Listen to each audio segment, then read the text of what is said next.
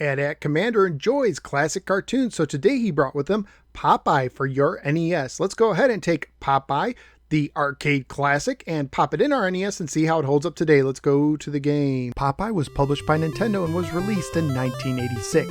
It was based on the 1982 Nintendo arcade game made in part by Shigeru Miyamoto, who originally wanted Donkey Kong to be a Popeye game, but they didn't have the rights. So Popeye became Jumpman, who became Mario, and the rest is history. So in a way, Popeye is Mario's daddy.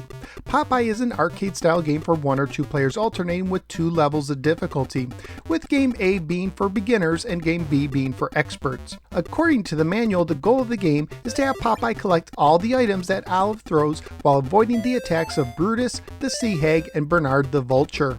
For the controls, you press left and right to make Popeye move likewise, and up and down to climb up and down ladders and stairs. You press the A button to make him punch and start to pause. Popeye doesn't jump in the game, and the B button is not used for anything. Popeye for the Nintendo Entertainment System contains all 3 screens from the arcade game.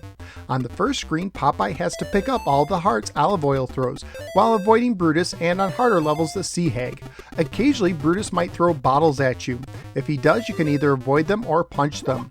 The Sea Hag will throw skulls. Just like the bottles, you can punch these as well. On every level, there's also a can of spinach that will show up on the side somewhere. Punching the spinach will make Popeye temporarily invincible, and any items that Olive is throwing will freeze wherever they are and be worth double the amount of points if they are picked up. You can also knock out Brutus by simply touching him when powered up. The first level also contains a bucket on the top of the screen.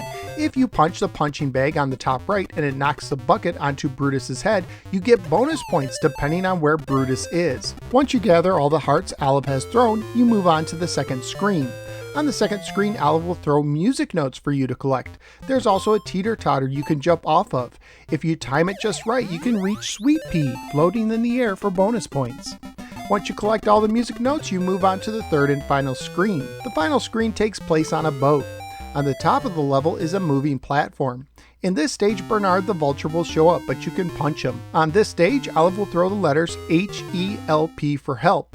As you collect them, a ladder will build in the middle of the stage. Collect all the letters and the ladder will be extended all the way, completing the stage. At this point, the game goes back to the first stage at increased difficulty.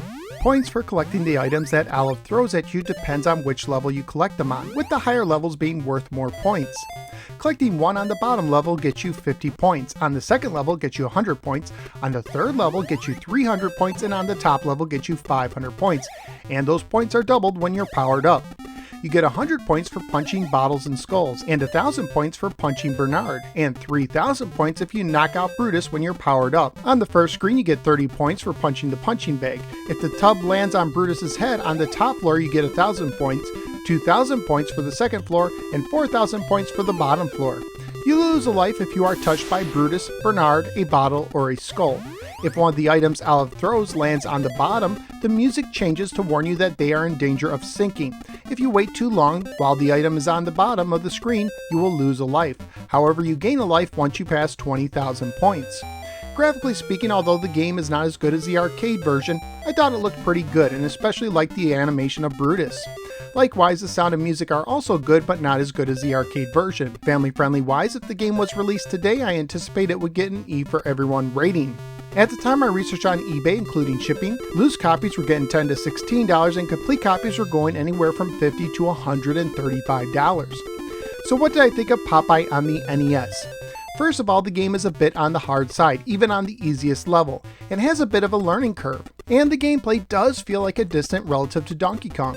The controls are pretty good once you get the hang of going up and down the stairs. Personally, I recommend pressing straight up or down rather than diagonally, which is what my instincts wanted to do, but occasionally Popeye froze when I did so.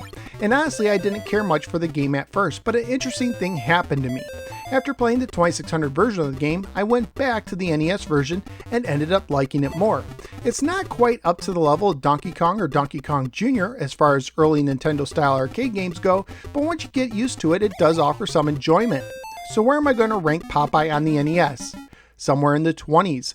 I do like this a little more than the NES version of Joust at 21, but I do like Galaga more at 20. So out of the 47 games I've now ranked on the NES, Popeye is punching into the 21 position. Popeye has a bit of a learning curve, and it can be tough, but it can also be fun too.